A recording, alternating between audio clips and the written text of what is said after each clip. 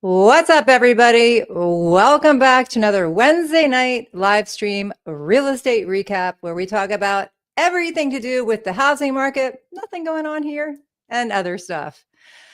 Oh boy, we have a lot going on in the housing market, and we're going to get into it all. A lot going on where I am here in the DC area. I'm in DC and Montgomery County, Maryland.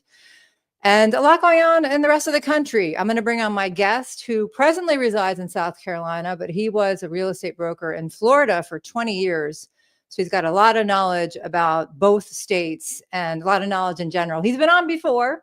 His name is Keith Lucas. I'm going to bring him on right now. Hello there, sir. How are you? Wonderful. Yeah, there's nothing to see here. Just keep moving, keep moving. Nothing to see. There's nothing going on. It's all just rainbows and butterflies. Yeah, I have a bridge to sell you too. Right. Did you, this is not a political live stream. We're not going to talk politics, but did you see the show last night?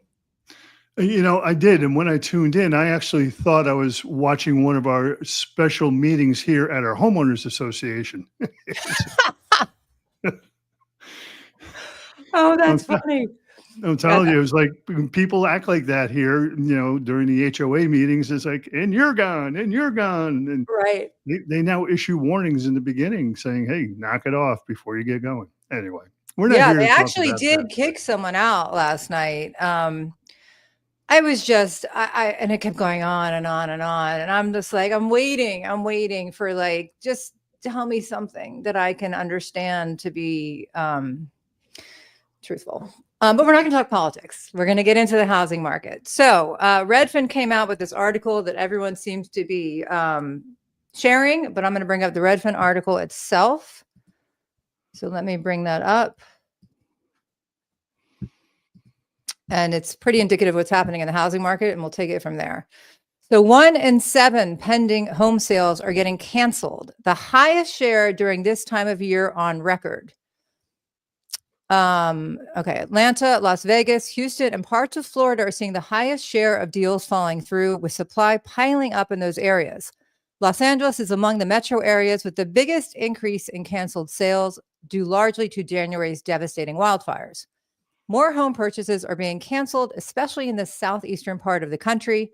Just over 41,000 U.S. home purchase agreements fell through in January, equal to 14.3% of homes that went under contract that month. That's up from 13.4% a year earlier, the highest cancellation rate for this time of year since at least 2017. Sorry, somebody's trying to call me, and it's rude.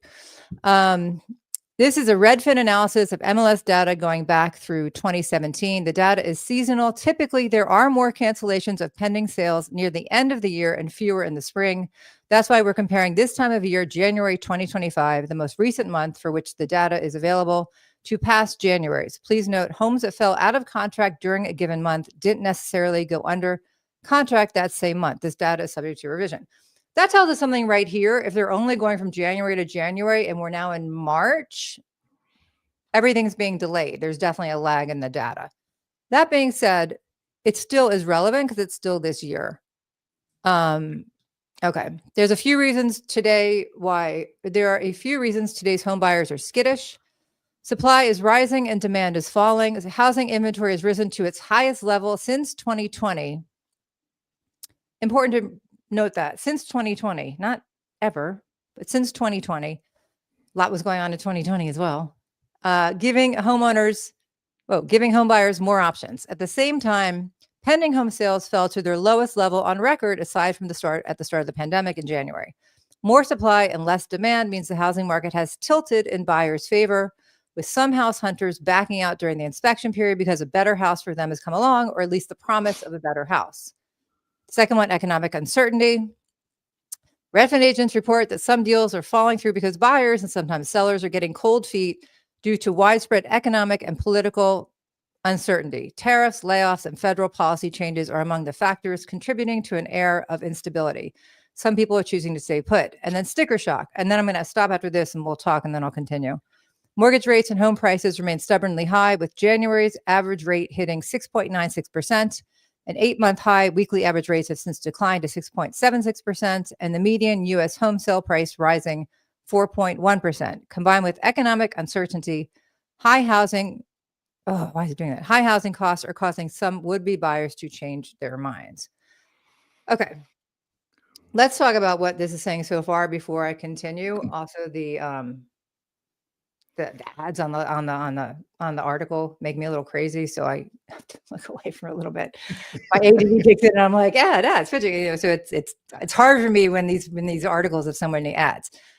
Okay, so first of all, I want to get your thoughts, and then I want to talk about what my thoughts are. Well, I mean, the thing that really strikes me, that jumps out at me actually, is the amount of contradictions that we see in all of this data, because you've been doing this a long time as well. And when you see that, home sales are falling out of bed, that is, contracts being canceled, inventory is up, but prices keep going up. What is going on? We don't see that. That's not normal. That's not supply and demand. That's just voodoo. I mean, what's going on? Up 4%, on average across the nation. So I think that a lot of this has to do with people that are they're being a little bit indecisive. They're not getting good counsel from their agent. And also they're just kind of playing a game a little bit, saying, well, let's just dip our toe in the water and find out really how cold the water is. And if they decide to kind of step into the pool at that point, it's like, well, we're just kidding. We really aren't serious. We wanted to see what we can get, but let's just kind of back out of this and maybe go house hunting again. So again, there's a lot of contradictions. There's a lot of data that's out there that is confusing to us. And we do this every single day. So I can imagine, someone who hasn't bought or sold a house in the last 10, 15, 20 years, how confusing this all has to be to them. I don't know if you, and by the way, guys, if you're watching this live and you have any questions about the housing market, or for me, or for Keith, or for the DC area, for South Carolina, for Florida, anything you want, put it in the chat. We will definitely get to it. And if you're watching this on the replay and you have questions for either one of us, put it in the comments and we will definitely get back to you. So I don't know, Keith, if you saw all of this social media headlines and even like legit, I don't know how legit they are, but article headlines a couple of weeks ago saying the DC market has, imploded and everyone's fleeing. And there was like this screenshot of Arlington, because it wasn't really Arlington, with like 1 million listings, like prices like 4 million, whatever. And like, they're all the federal workers, like, did you see that? Mm-hmm. It was crazy. And so I saw that and my clients started calling me. So I did a deep dive into the data, into real data, went on our MLS, real-time data, and just debunk. That being said, it's been a couple weeks since then, and I'm still not seeing this mass exodus because, like I spoke about before, and I'm sure you can agree, when people are uncertain about what's happening, like when the pandemic started, we didn't know how long it was going to last. We didn't really know much of anything. Mm-hmm. Or other times, when people are uncertain about what's happening, regardless of what it is, they tend to freeze. Some people, if they have a place to go, sure, they may, say, oh, we were going to move anyway, let's just do it now. Or they may move in with family because they don't want to be, but most people, if they're situated, especially if they bought, between 2020 and 2022 and they refinanced, even before 2020, they have a pretty low interest rate. So assuming they're homeowners, because we are talking about homeowners here, not talking about renters in this conversation.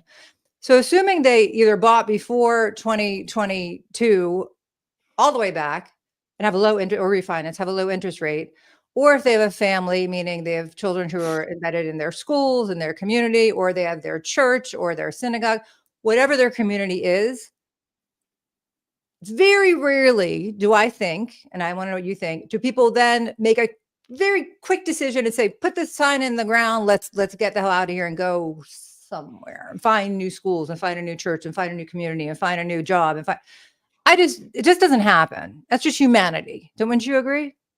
Absolutely. I mean, buying or selling real estate is not an instant gratification kind of a thing. You may be looking for 2 years or more. Actually, I just had a couple go under contract. I've been working with for 3 years. They've made multiple trips. They've made multiple stayovers at different places so they can check things out. And you're right. It takes a while for all of this to sink in and to really see a direction start to form so that we can act or react to what is happening. It's not something where you just turn off the TV that night and the next morning say, as you just put it, let's go stick a sign out in the front yard. That doesn't happen. There's planning that takes place. There's things that have to be thought through before you make this kind of a decision. And that's where I think a lot of this issue is coming up with the cancellations. It's that we've been looking for a while, but all of a sudden it looks like maybe the market's starting to swing in our favor. We know the interest rates are where they are. They're not going to move, but we see more inventory coming on. So if we don't like this house over here and they don't do exactly what we ask them to do, then maybe we'll just keep on looking, take a swing over there. And let me point out something that we have here in South Carolina that doesn't exist in Florida and in many other states. Here, we did away with a couple of years ago a thing called the right for inspection, which basically means that you had a free look at a property when you put an offer on it. So you would go through the process and maybe put some earnest money down. But that was all hinged on the inspection and what maybe was found or not found. And then you would negotiate it from there. And if you were able to negotiate it, then it would move forward. Well, in South Carolina, it's been the opposite for quite a while now, where it's actually a thing called due diligence, where in order to have that inspection period, you can still inspect, don't get me wrong, but you actually have to pay something upfront, something reasonable, and that's got to be negotiated to take a look at the house. It's no more, hey, let's take it off the market for 3 weeks until we get through the inspection phase. And then, oh, guess what? We don't like it. Goodbye. No, you're actually going to lose thousands of dollars if you decide to walk. And that's why I think a lot of these metro areas that we're looking at here, these states don't have that in their contracts. And of course, we know, contracts are usually governed state by state, but sometimes there's nuances within even regions of a state, depending on, if it's coastal, inland, mountainous, whatever it happens to be. Yeah. So, that's what I see happening out there. I think that's exactly what, the folks that have been sitting on the fence, on the sidelines for so long, waiting to jump in, they're like, hey, now it's time that we can dip our toe back in the water. And now we have the option of maybe not going in the water at all. Yeah. And I think, real estate is so localized, like what's happening in one part of the country is not necessarily the same that's what's happening in another part. I do believe though that the stats of purchase contracts being canceled, that to me actually is an indication of people freezing, because if they are under contract, it could be what you're saying, that they want to find something better, but it could also be this uncertainty that I'm talking about, where you wouldn't necessarily go to sell your house or you wouldn't necessarily go to buy a house. But if you were under contract and all of a sudden am I going to lose my job? Am I, what's going to happen? Is life going to become so expensive because of all these other things going on that I'm going to have a hard time paying this new amount then I could see people canceling a contract just purely from like humanity's sake. I could see myself, like, if I had the option, because you don't always have the option. Sometimes you're past that and you'd be in breach. But if you were still under that contingency period that you don't have there, but we do have it here, and we do have it in a lot of parts of the country. If there's an HOA, you have 5 days to cancel, or if you had an inspection or a loan or appraisal contingency, there are different ways that you could possibly cancel the contract and not lose anything, or just lose your deposit, depending on how much you put down. And even then, that's still up for negotiation in most places. So I could see that happening, that you got excited, you put an offer on the house, all of a sudden, like, everything is flashing, like tariffs and taxes and eggs and inflation and this and this and this and this. And you're like, wait, maybe we should wait. Maybe just wait and see what happens. So I could see that being one of the reasons why contracts are being canceled. Well, what I'm curious about in all of these reports that both you and I have read, digested, and have regurgitated is what is the actual domino effect here? Okay. Because if you're under contract with someone that's selling their house, that person more than likely is gone out and put an offer and is probably under contract for their new house. And how much of that percentage is one person leaving the contract, which means that now you can't close on your house, which means you have to go out and cancel your contract. So I really like to know a little bit more on a granular level. What exactly does this mean? Because I think what we're looking at is just maybe one side or everything just kind of lumped together. I agree. Let's see. Let me go back to the article and see if they even say. Before that, good evening, David. Thank you for joining us. And Flippin' Jimmy says, the uncertainty with the economy is scaring me. And with the Canada-Mexico tariffs coming on, and now one day later, the tariffs are off. This economic time is so volatile. Freezing is safe. And then HVAC repair guy says, hello, everyone. Hello to you. Okay. I agree with you, Jimmy. That's, it is very volatile. When you don't know what's happening, people tend to freeze. All right. Let me see if they give us more details. Go back to my article. Maybe they get more granular. I don't know if they do. I haven't read this article. I didn't read the whole thing because I wanted to be fresh when we were talking. All right. So we finished with sticker shock. I'm seeing more home buyers back out of deals than usual, and I'm hearing the same from other agents and mortgage lenders in the area, said Sam Brinton, an agent in Salt Lake City, Utah. Some buyers are getting cold feet with everything going on in the world. But even with more cancellations, there are also more buyers out there in general. The nice homes in desirable locations are selling quickly, and those buyers are less likely to cancel. Because a fair amount of sales are falling through, some Redfin agents are advising buyers to keep a close eye on homes they want to buy, even if they lost a bidding war for it. It's worth checking with the listing agent about a week after the house goes under contract. Twice since the start of the year, I found out the original buyer canceled the contract and my clients were able to get their offers accepted before the home went back on the market. That's a good point. The portion of home purchase agreements that are getting canceled is above typical levels for the start of the year, but it's lower than the cancellation spikes we saw at the start of the pandemic and in late 2022. A record 16.4% of deals were canceled in March of 2020 when the onset of the pandemic scared away many buyers. And nearly as many deals were canceled in October of 2022 when mortgage rates soared above 7% for the first time in 20 years. That development that sidelined a lot of house hunters and gave the ones who remained more leeway to back out of contracts if a home wasn't perfect. I had a house under contract that the buyer, it was my listing, and the buyers tried to cancel it in March of 2020. And it was awful. Man, you got a good memory. Well, because they actually, for I'm not going to mention any names, so nobody's going to come after me, but they actually blackmail my sellers. They basically said, we're going to cancel unless you reduce the price X amount. And it was awful. And then attorneys got involved. We don't use attorneys here to write the contracts. There's just one attorney usually at the end that represents the contract for both parties at settlement.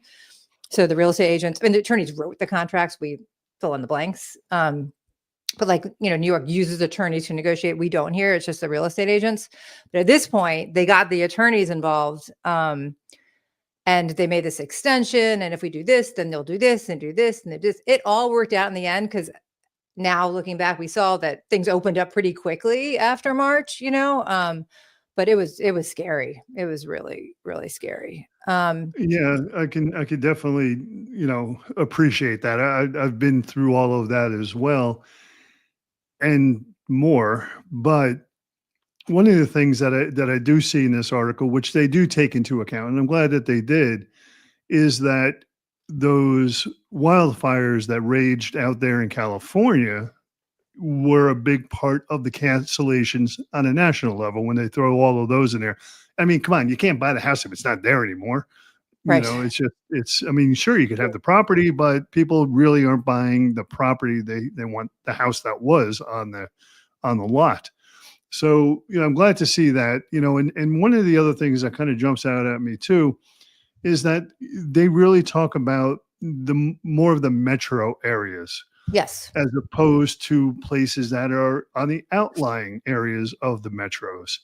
And, what is that? Is that because, of jobs bringing people to the area? Is it, I don't know too many people. And like you said in the beginning, I deal a lot more in the realm of retirement things, but I don't see a lot of people retiring to these metro areas. Typically, they want to get away from them. They want a quieter life, something that's a little bit more sedate. But again, looking at this graph that I see here in front of me, it's a lot of the metro areas. So, if you're moving for a job or there's a life situation, maybe you're moving from one side of town to the other, a divorce, a death, Yeah. whatever, marriage, whatever it happens to be, then yeah, I could see these kind of numbers kind of happening. But again, they are historically high when we look at things in the cold light of day. And it's like, well, wait a minute, what's really driving this? Why are so many people just bailing and maybe losing thousands of dollars, maybe sometimes tens of thousands of dollars just for another bite at the apple? Yeah. That's what gets me. And I'll bring it back up. Like I said, all the ads just make me a little bit nuts. I'd rather just talk to you and bring it back up so we can go through, where they're saying this. I do agree with you. It is a lot of the metro areas. Did I lose you? Oh, you're back. You brought up, I know you do specialize in retirement, and South Carolina and Florida, I imagine, are great states to retire in. At least that's what I've heard.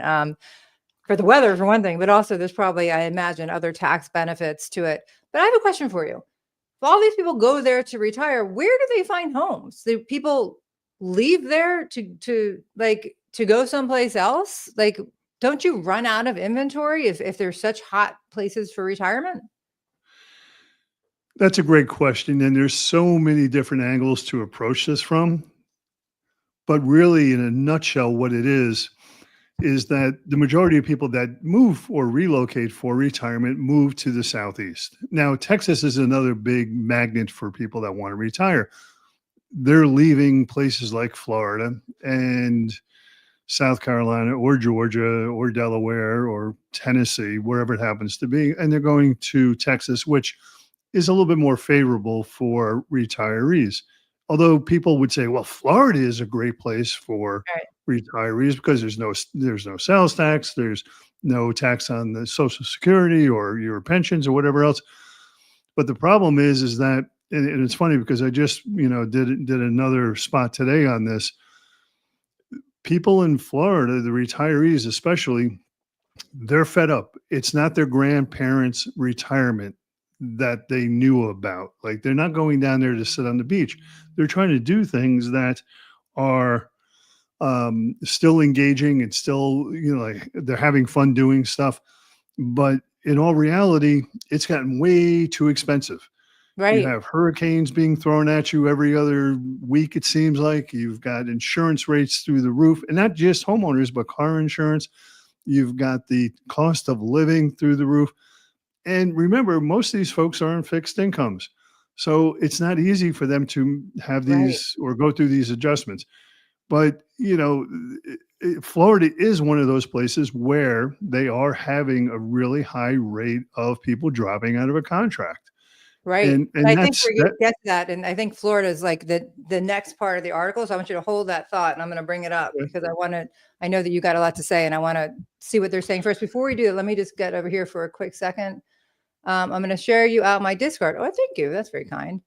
I work for JP Morgan as a mortgage officer and lost my job in 2007. And I went blue collar after that. Well, I'm sorry about losing your job, but it sounds like you're doing really well now. I hope you are. Where are you located? And then David says, there's always going to be some element of uncertainty. I think people have to look at their own economic situation. Question, 5 years from now, will home prices be higher? That's a good question. Historically, I would say yes. I mean, it depends where you are. But if you look at history, except for, when we had the 2008 financial crisis, which was man-made from, bad lenders that were lending money to people that couldn't afford Bankers. it. Yeah, so that's why I'm saying it was man-made. It wasn't, and had to be, fixed, and took a while because you had a lot of foreclosures and therefore a lot of inventory and distressed sales, and they're not in the best condition. It brings down everybody's price. We don't have to go back there. But besides that, historically, the prices do go up, especially within 5 years. And he continues with, I'm still bullish on America. People have to live somewhere. I am never going to, just my country. That is not what I'm about. I also will never agree with what everyone says, because that's also not what I'm about. So he says, I'm bullish on the US too. And let's just see what else they're saying. I think the 24/7 news cycle, YouTube, et cetera, make people too focused on the national news versus their own financial situation. And then he congratulates HVAC repair guy. Congrats, smart move. So I want to make sure we just touch on everybody over here. Yeah, I'm not putting down our country when I comment about what's happening right now with how the politics is affecting the housing market. Well, maybe I am. I don't know. I never know. I don't want to get canceled. All right. Let me bring back the article. I don't know. They may get the sergeant of arms after you, What'd you say? They might get the sergeant of arms after you. I mean, I am in DC. I'm like sweating. I'm like, don't come after me. I'm just a real estate agent. It's fine. It's all fine.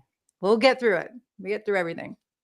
Okay. Florida, other parts of the South are seeing highest share of deals falling through. Atlanta leads the nation in canceled deals with 1 in 5, 19.8% of January's pending home sales canceled. It's followed by Orlando, where 18.2%, I gotta get rid of this. Thank you. Of deals were canceled. Las Vegas, 17.9%.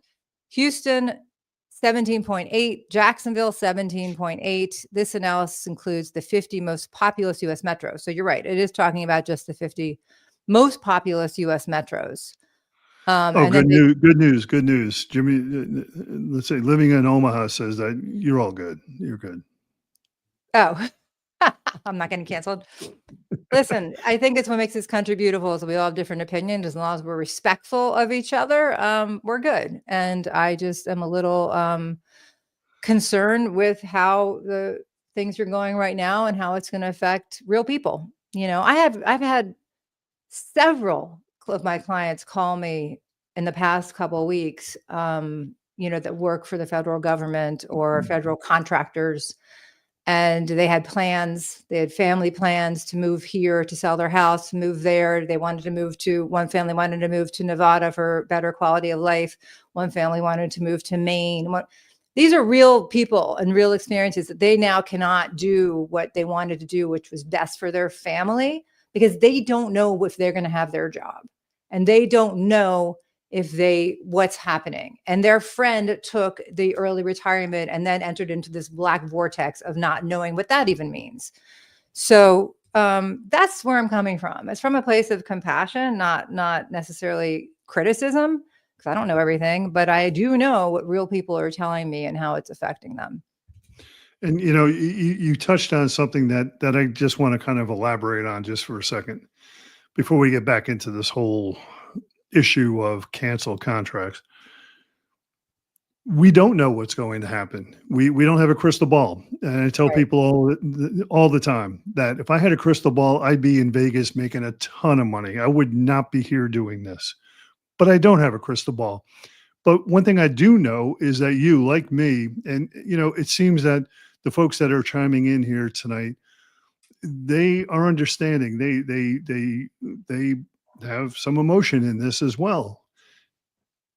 You and I, and the rest of our tribe that are real estate agents that we all know and work around and with, we get invested with our clients. Yeah. So what they're going through, we go through. Now, if you're going through this as your family, I understand that. It could be tormenting. It could be stressful. It could be upsetting. It could be all of these things.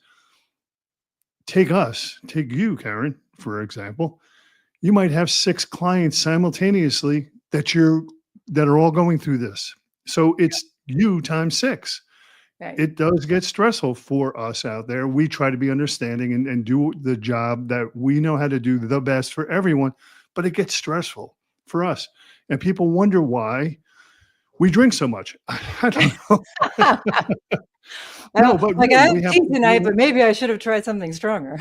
no, real in all reality, we have to be a priest, we have to be a rabbi, we have to be a psychiatrist, a psychologist, a bartender. We have to be all these things for all of our clients. And I get that.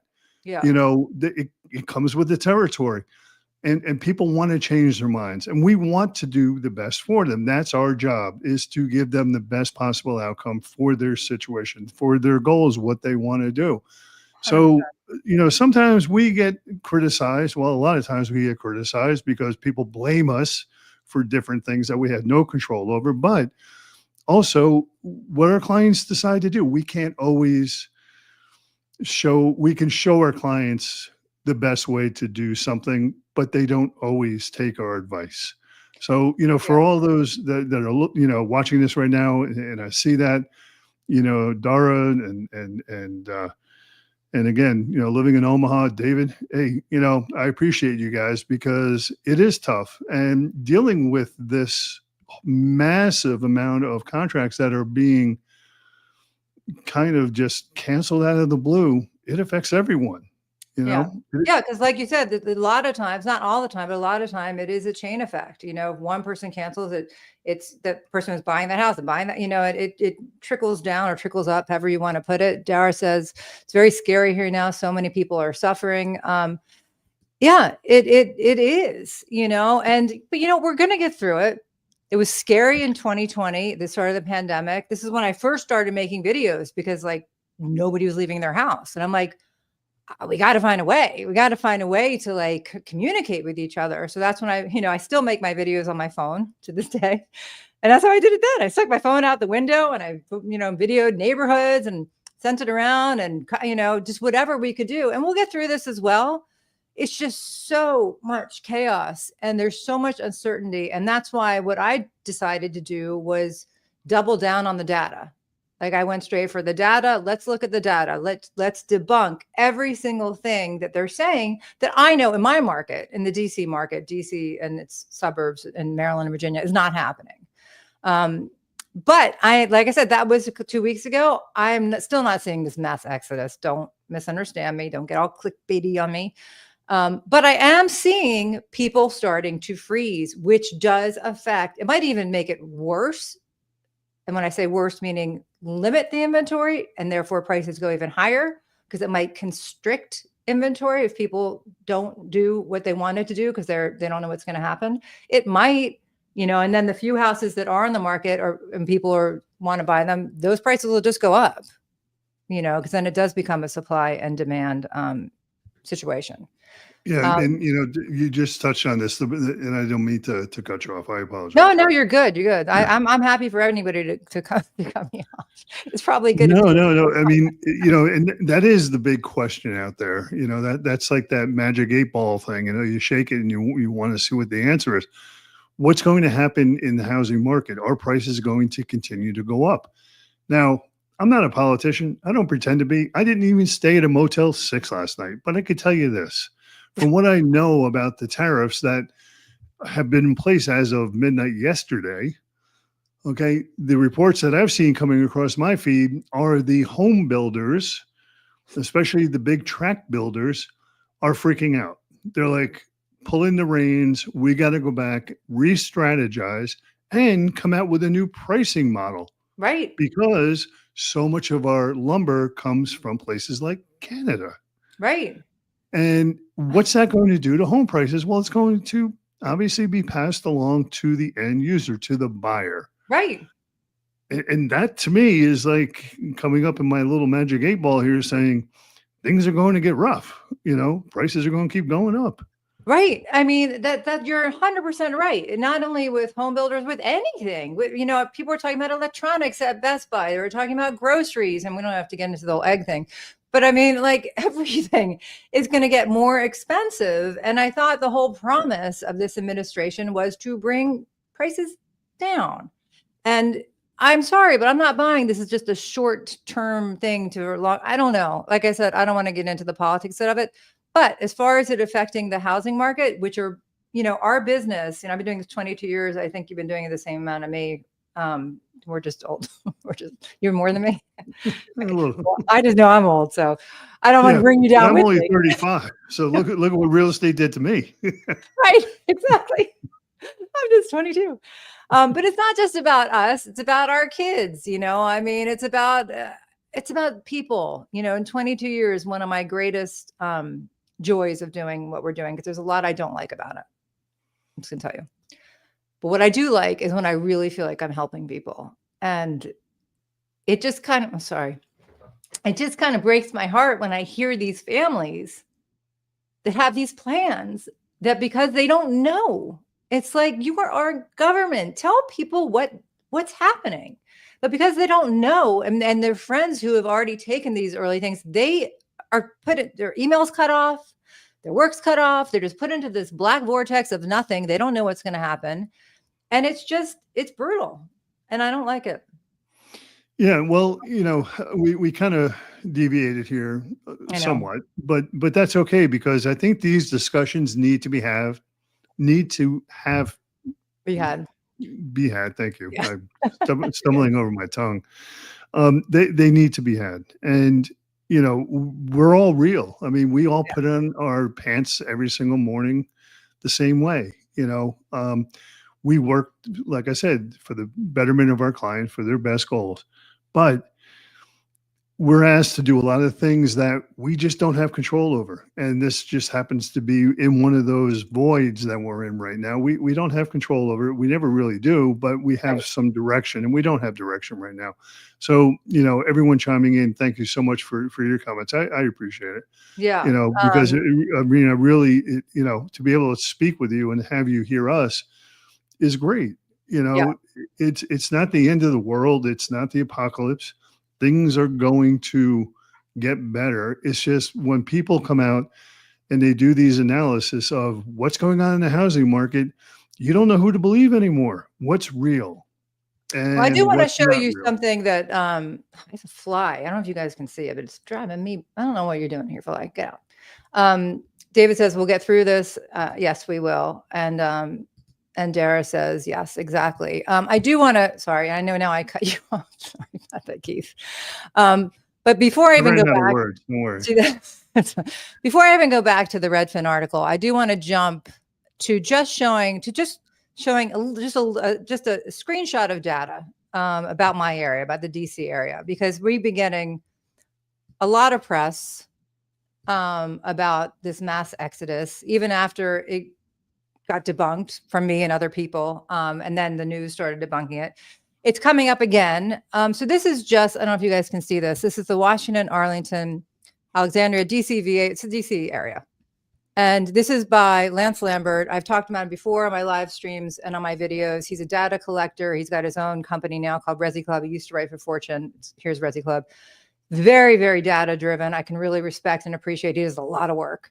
So this just gives us an idea. This is February. This is not January. It's February 2025. So just, last week. This is the inventory. Has it gone up in a year? Yes, from 5780 to 8149. That's a lot, right? But go back. It's still less than 2020. And look at 2019, 2018, and 2017, which were pretty normal markets around here. There wasn't anything crazy. It was normal, It's 13,000, 11,600, 11,300, and we're at 8,100. So just to put things into perspective for my area, and I can pull up anybody's area if you want me to. I can try, I should say. I have the map here. I can try to. I tried this once before and it didn't go so well, but I can try to pull up anyone's area if you want me to do that.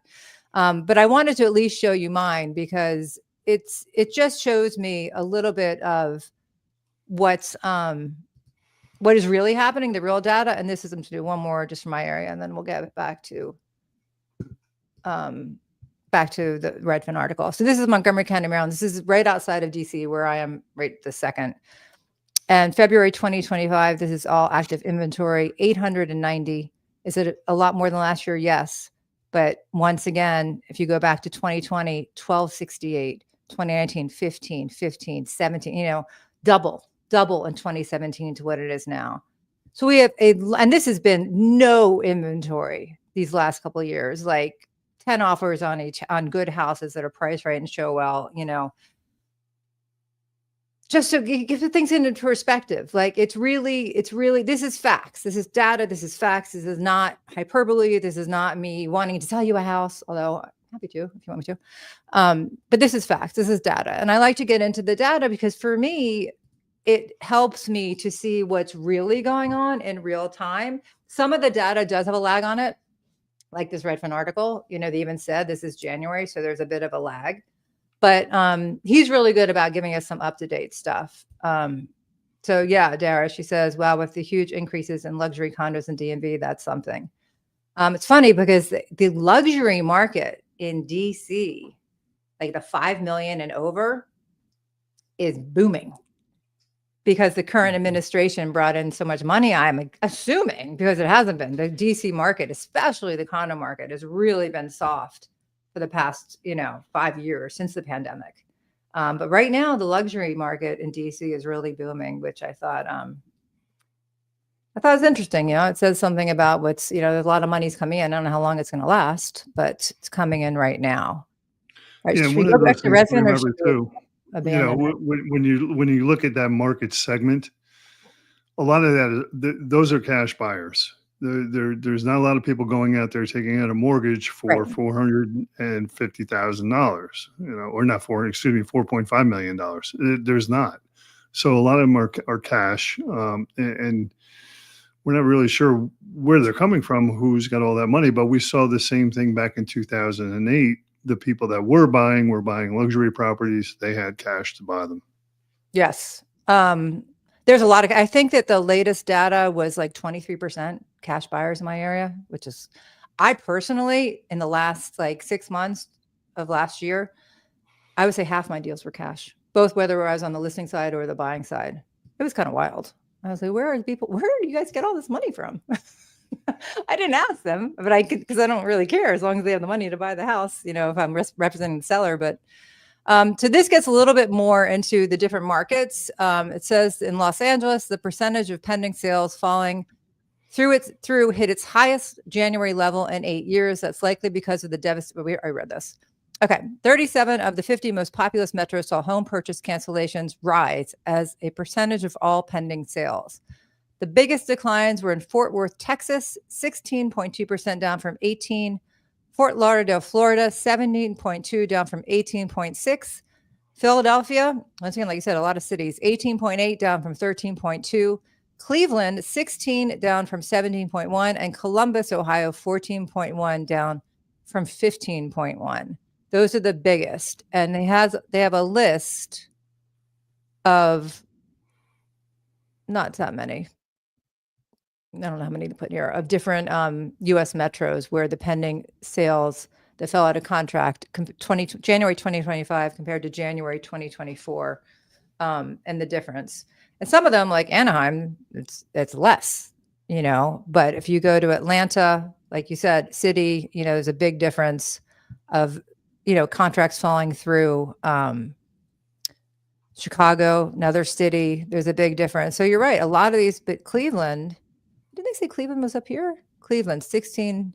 Oh, yeah, from 17.1. I guess they're saying that's a big difference. They have Washington, D.C. all the way down here. So now I forget which was which. Is this January 2025? Okay, so this one's January 2025. So 12.6. That's like what, 20%? That's a lot. West Palm Beach is less. And that's the end of the article. Do you know any of these? I don't think South Carolina is on here at all. No, we're not. I went through this data the other day, and we're not on there. I think probably the closest I want to say is obviously Florida, well, and definitely Atlanta. But we see things here as well in the South Carolina area that are they really falling out of bed a lot? That means falling out of contract? No, they're not. People, when they typically make a commitment, they're going to stick by it. Now, there's always things that happen that, will kind of put the fly in the ointment, and you can't do anything about it. But Yeah. like I said, now people have to actually put money up. It's real money, and they will definitely lose that money. There's no ifs, ands, or buts about it. But when we look at a lot of these things, How much money? How much money are you talking normally? Does it depend on the I know it's negotiated, you said, but does it depend on the price of the house? Or is there like a range? It's usually between 5 and 10. I mean, how much money or would they lose if they backed out? it really does depend on the price of the property and what the activity on the house has been. Ah, because competition would you more Right. yeah. So, if you're getting a lot of showings, if you're getting, multiple offers, guess what? That price is going to be a lot higher. And, that's something here that, you touched on this 10 minutes ago, 15 minutes ago, but just to kind of bring it up again, people that are going back in after, because I think there was a part of that article where the agent, had resurrected 2 deals because the original contract Right. fell out of bed. Well, I have to scratch my head, and believe me, I don't have a lot of hair left, so I'm going to take it easy. But why didn't you just put a backup offer in right then and there when they were under contract, instead of having to call back in 2 weeks to find out what's going on? That will save you a lot of aggravation, folks, if you're watching today. Yeah. Not everybody will accept backup offers in my experience. Like not every seller will, but I don't know why they don't. It doesn't hurt them at all. But yeah, you're right. That would make I a lot mean, be more second sense. place and be ready to go. That's just my 2 cents. But, here again in the South Carolina area, we're not seeing a lot of this. We're not seeing a lot of the things fall out of bed. You know, just to drive a point home, here in South Carolina, in the last 4 or 5 days, we had some wildfires up by Myrtle Beach. Hmm. You did. That's Now, right. now, the local news was like, yeah, okay, we got some wildfires. It's, 8,000 acres, not 8,000, it's like 800 acres. And look how close it's getting to the homes. Well, those homeowners did have to evacuate, but they're sitting down at Joe's bar watching this, But then you watch the national news and they're like, oh my God, it's a crisis. It's going to be total devastation. It's an inferno. And it's like, wait a minute, that fire is still 5 miles away from the nearest community. What are you talking about? So take that all with a grain of salt when you start seeing articles about Yeah. or whatever postings that you see about home sales and things like that. Yes, it was devastating in California. I understand that. Homes were lost, lives were lost, et cetera, et cetera. My heart goes Yeah. out to all of them. But here, it's the mass media that sensationalizes it because they need the eyeballs, they need the clicks. So when you see stories like this come out, take it with a grain of salt and kind of ask those burning questions. What really is driving this data, and Yeah. how slanted is it, or why is it being slanted? They want you to click on it. And, Caryn, to be able to talk about this and discuss it to the point of people understanding exactly what this information means, it's not the end of the world. The sky is not falling. It just means, Yes. yeah, people have a little bit more choice when it comes to inventory, and maybe they're willing to lose a few $1,000s over something, but it's not the end. Yeah, I agree. And you're right. I mean, as far as the inventory increasing, interest rates going up, there are people who have choices. You're right. Jared does point out something. Affordable house is suffering. I think it's not only affordable housing. I think affordability is going to just get worse. From everything we spoke about, whether it's tariffs causing supplies to be more expensive, and the end user is going to end up paying for that, to other things that are traded, whether it comes to food or groceries or electronics. What was it Warren Buffett said? Tariffs are an act of war. I mean, I don't really know what that means, to be honest. I'm not going to get into it. But I can tell you that the real people are being affected, because I'm talking to them and they're scared and they don't understand what's happening. They didn't do anything wrong, and now their jobs are in jeopardy. And do I think it's going to cause a mass exodus? No, for all the reasons we've spoken about this past hour and in my previous videos and live streams, because it just doesn't work that way. People just don't put their house on the market in a day and go where and go to what school and go to what church. It just doesn't work that way. Will we see more in the next couple months? Yeah. If this continues and people really can, I live in a very expensive area. It's not cheap to live here right outside of DC. So if people don't have, employment, mind you, and I'm all over the place, a lot of these federal workers will probably get employment in the private sector and make more money. There's that possibility. But if they don't and they have to go someplace that's more affordable, we might see an uptick in inventory. I think that where I am in the DC area, we will be able to absorb it easily because I just showed you the data from 5 years ago. It was, half of what we have now as far as inventory. So I'm not worried about that. I think it actually might be good, create a more balanced market. I'm just more worried about people. I don't like it. I don't like people being. Just if you give me a little latitude here, I'll share this with you and everyone that happens to be listening now or in the future. I did see a clip today of Trudeau, and he was addressing a press pool about, the tariffs and what was going on. And the question was asked, is this a declaration of war against Canada? And I have to say, in typical Canadian fashion, he answered it, and I'm going to try to paraphrase it. If I get it wrong, don't sue me, but anyway, it'll be close. He said that there's not a war with the American people. They don't dislike the American people. They don't dislike who we are. They don't disregard our friendship, what we've been through decades and generations together. They consider us friends. But it's a trade war is what it is. And that's what's at issue here. Will it last? Who knows? Will it affect economies? Yes, on both sides of the border, without a doubt. But I think really, when you look at this, we're all on the same side ultimately. Yeah. We know that a lot of Canadians, and right now, there's a lot of Canadians leaving Florida just because the loonie, that's the Canadian dollar, is like at its lowest level in the last 5 years against the US dollar, but it's getting too expensive for them. So they're going back up north. But it's not like we're cheering them on the way out. We're saying that really is a terrible thing. It's too bad that you can't spend more time here and enjoy your home here in Florida. We love having you here. Yeah. So, that's just something I wanted to share with the folks that again might be listening right now or in the future. Look, things are going to get better. Things will definitely flatten out. It won't be so tumultuous. It won't be, again, the sky is falling scenario. Right. It is just another bump in the road, something we all have to kind of adjust to. Yeah, we will get through it. Ali G says, hey, man, I'm going to reach out via email, but I'm looking to do a one-time VA closed construction loan once I get to Maryland. Are you good with those? Definitely reach out. I am so sorry. There's flies in my... There's a fly.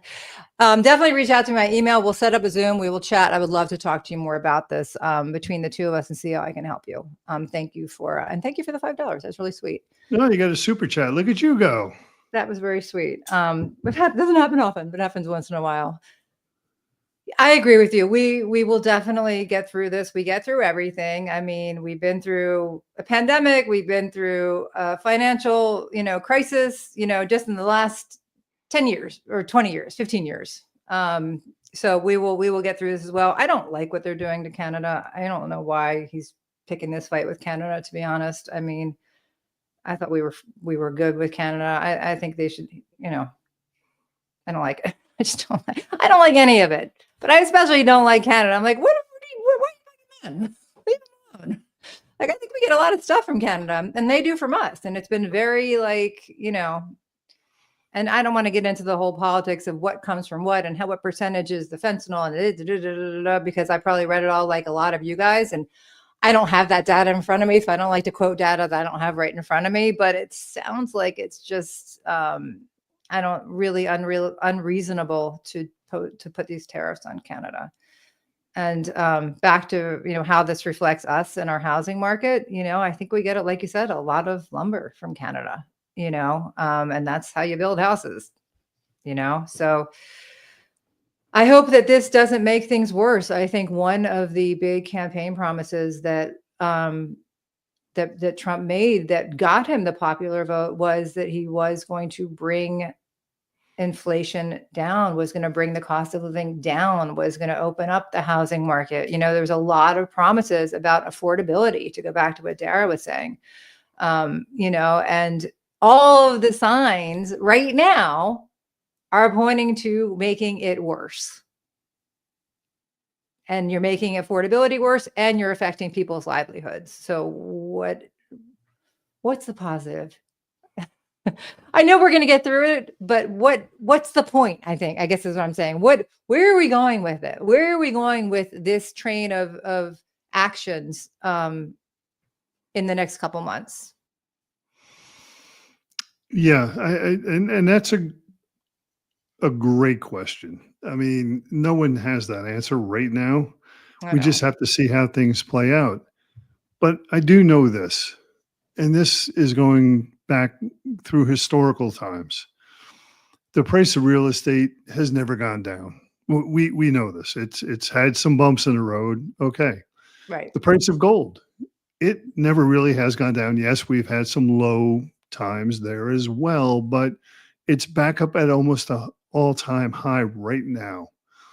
So, and even for other precious metals, I mean, the projections are fantastic. So what's going to happen? Well, we don't know. I think that really someone has to take, it feels like they've almost put like one of those governors that you would have put on your U-Haul truck. Okay. He's like, I don't know if you've ever rented one. I've rented plenty, but a governor is a thing. So when you press down the gas pedal, it'll only go to 55 or 65 miles an hour. That's a governor. And I think that's what's going on right now. We can't push the pedal any harder because we're not going to get any faster until they remove that governor off of there and let us go and let things develop and let things be created that are good for everyone. That's when I see everything starting to pick up, especially the housing market. There are too many people that have been sitting on the sideline for too long that want to be homeowners. Yes. They just couldn't either afford it. The timing wasn't right. Something else was blocking it. And now, okay, I think we're probably pretty close to that breakthrough, that governor coming off, where if we give, never mind this administration, but just the world a chance to kind of right itself a little bit, then I think things are going to get a whole lot better for everyone. The price of eggs aren't going to be $12 anymore. Right. I mean, that's just kind of the way that things will roll. That bird flu thing will go away, and the tariffs will go away, and everyone's going to settle into place. Right now, I think there's a lot of hysteria. There's a lot of shock because of what has been said and what has been done in such a short amount of time. So, folks, give it a little bit of time. Yeah. Do your research when it comes to looking for a home. Make sure it's the area that you want to be in and make sure criteria. Talk to Caryn if it's the DC area and understand the nuances of the area because she is your best resource without a doubt. Sweet. Thank you. Let's end it on a positive note. You're the king of retirement. Your channel has exploded since the last time you were here. I saw one of your videos went viral. I'm like, 1 million views. That's my friend.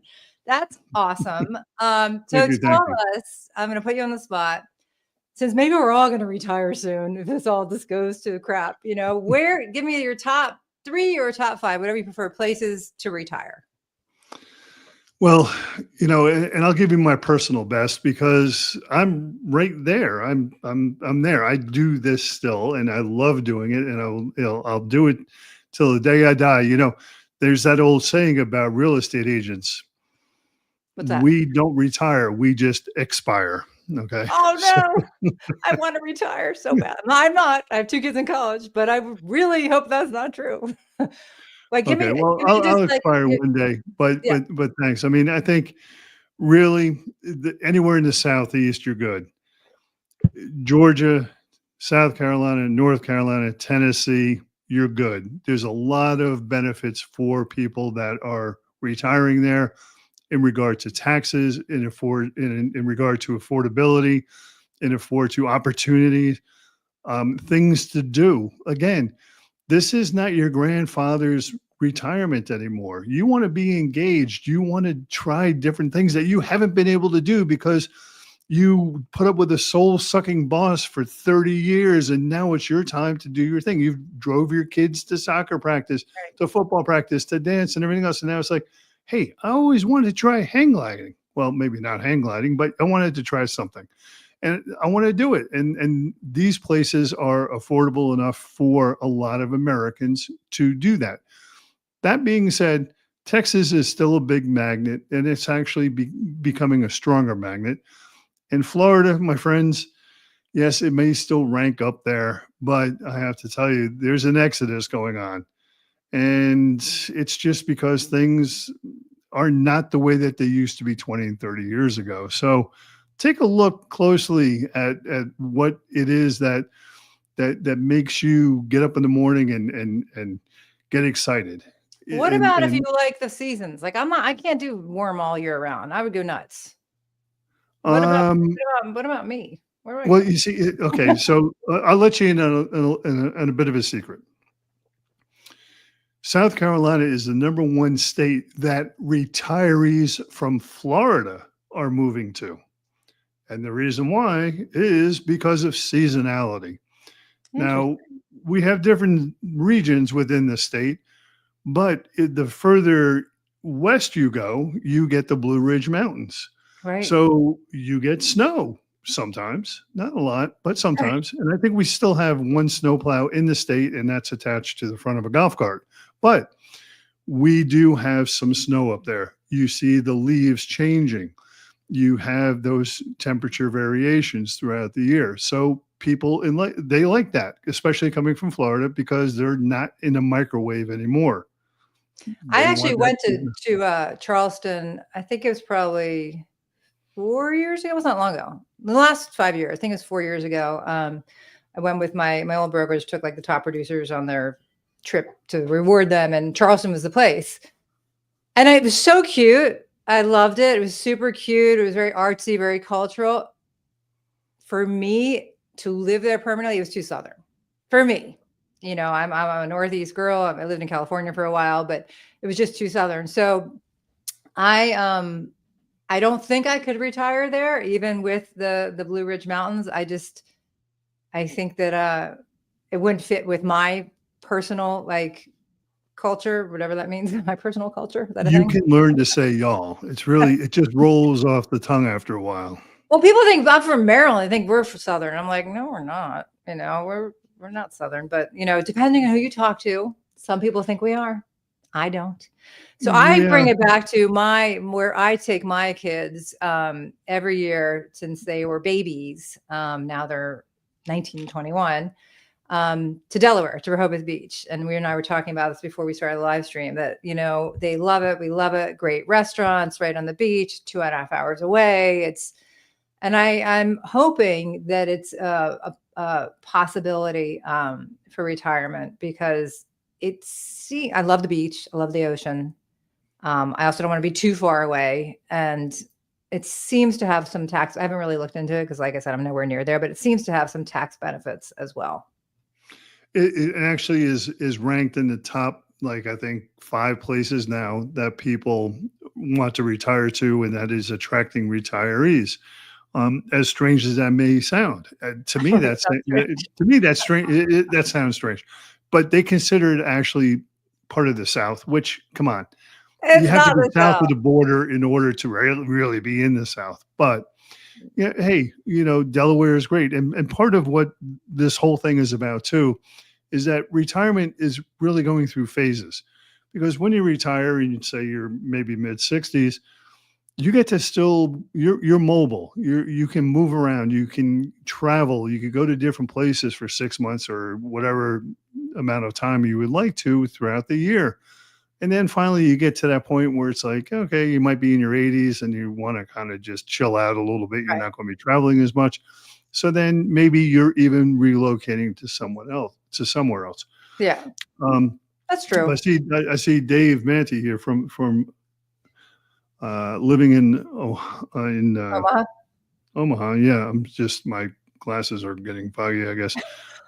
He just asked a question, and Oh, did I miss it? Oh, shoot. I didn't scroll down. I'm so sorry. Keith, can you read that? Or do I have my glasses yeah, on? now I could see it. Living in Omaha. There we go. If you could travel back in time, what is one piece of time you would give yourself? You got to 10 read years it ago? loud so people who are listening can see it. Oh, I'm just kind of mumbling to myself. Yeah. Okay, so he says, okay, and this is from Dave Manty, or Matney, excuse me, Dave. Keith, if you could travel back in time, what is the one piece of advice about retirement you would have given yourself 10 years ago? Ooh, good one, David. Yeah, go to Vegas and bet on New England, but no. Oh, come on, man. My husband's from New England. It's awful. Here it is. I mean, because I think about this, I do. I mean, I get behind the windshield, and I get thinking about things. One piece that probably the most important one is planning for this event. I did not plan for it. I thought I might be 60, but still act like a 25-year-old my entire life. And that's not it.